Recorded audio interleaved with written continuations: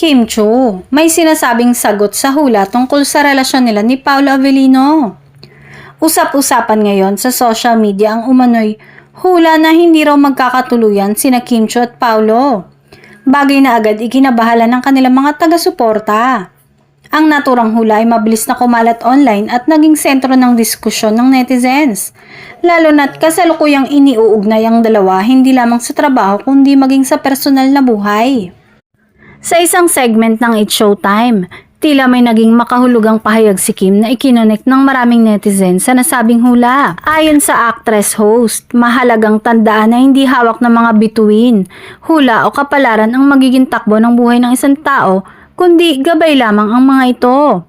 Binigyang diin niya na may free will ang bawat isa at tayo pa rin ang gumagawa ng sariling desisyon sa buhay.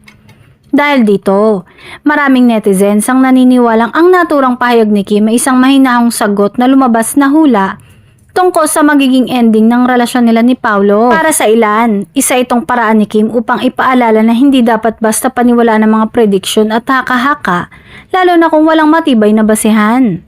Bagamat walang direktang pagbanggit ng pangalan ni Paolo o kumpirmasyon tungkol sa estado ng kanilang relasyon, malinaw ang mensahe ni Kim na hindi niya hinahayaang maapektuhan ng mga ganitong usapin ng kanyang pananaw sa buhay.